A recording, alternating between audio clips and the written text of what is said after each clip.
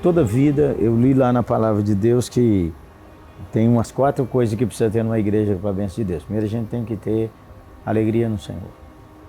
Segundo, o povo tem que prosperar. O povo de Deus, ele tem que crescer intelectualmente, financeiramente. Terceiro, tem que ter casamento na igreja. É um sinal da bênção de Deus. E Deus tem que despertar missionários, pastores e missionários. E a Oitava Igreja parece que ela funciona como um lugar que municia pessoas. E essas pessoas, mesmo não servindo aqui, elas saem para servir em muitos outros lugares. Eu conheço pastores hoje de outras denominações que foram treinados aqui, mas sem um treinamento formal. Receberam aquela unção, receberam a edificação, foram amados, pastoreados.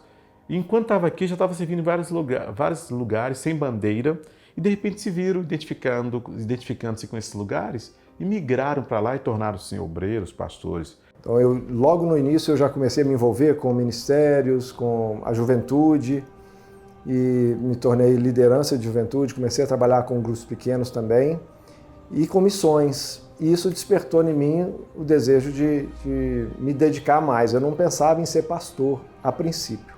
Eu queria me dedicar, eu queria estudar teologia, eu queria aprofundar, e acabei sendo enviado para o seminário pela igreja em 1998. Então, o crescimento da Oitava não foi em cima de movimento de festa, de comemorações, sempre foi em cima de pastoreio e de palavra, uma igreja que valorizou boa música, valorizou palavra e valorizou atendimento pastoral. Isso faz a igreja crescer. Quem trabalha com Jeremias tem talento sempre, porque ele vai sempre assim, tá lendo o quê, varão? Se o cara não está lendo nada, ele vai dar um livro para o cara. Então, é uma equipe pastoral que tem informação, tem conteúdo, tem formação, não é? E tem a forte influência do seu líder maior, que é um cara apaixonado e é um homem piedoso, é um homem de oração, é um homem que ama a Deus e um homem que prega a palavra. Final dos anos 80, nós tínhamos na história inteira da Oitava só 2 que foram para o seminário. Só tinha tido 2 pessoas no seminário.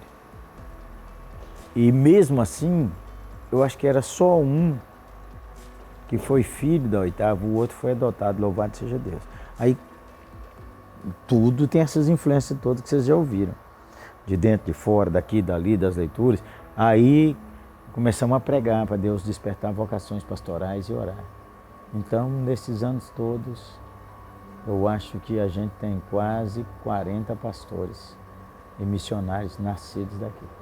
E exatamente há exatos 20 anos aproximadamente, nós criamos então a READ, Rede Adolescente da Oitava Igreja. Mudamos o logo, mudamos uma série de coisas, né? E foi assim um negócio que veio do alto.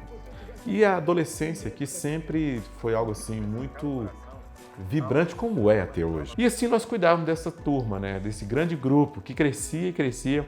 O primeiro ministério que eu participei era o Sopão. Hoje ele acabou sendo reformulado dentro da Aviso, na época nem tinha a Aviso. Era um ministério da Oitava Igreja de distribuição de sopas e eu gostava muito de trabalho social e me envolvi logo. E por causa desse envolvimento eu comecei a ajudar também com a mocidade, hoje chamada Oitava Jovem, né? Na época a gente chamava de mocidade. E começamos um trabalho de grupos pequenos, foi um trabalho meio pioneiro do que a gente chama de GECOS hoje. Então a gente começou a trabalhar com esses grupos pequenos, aprender como é que funciona, e foi muito legal. E por causa disso eu acabei me envolvendo e me tornando depois liderança de todo o trabalho de GECOS da Oitava. A igreja começou a se preocupar com o pastoreio dos membros, com as dificuldades que viriam desse crescimento. Então a igreja começou a cuidar, a criar as ideias, né, buscar formas de fazer o pastoreio, né, com os grupos pequenos, que foram depois, né, chegaram na estrutura que a gente tem hoje de GECOS, que hoje são, né, a principal estrutura de pastoreio que a igreja tem em relação aos seus membros. Então isso tudo foi crescendo e a gente percebe que a igreja crescendo e a liderança olhando o próximo passo, cuidando do próximo passo. Eu acho que a Oitava Igreja, ela desde o início teve um chamado de servir até de referência para outras igrejas, porque lá na década de 90, quando a igreja começou a ter uma expressão maior, outras igrejas viram que era possível, dentro dessa mesma denominação, dentro dessas mesmas limitações de quantidade de pessoas, de recursos, perceberam que era possível e que podiam crescer, né? E foram se espelhando nesse caminho, né? Nessa postura de vanguarda, de estar à frente, que a Oitava Igreja foi fazendo. Então, eu acho que o chamado de Deus para a igreja foi esse, foi de influenciar.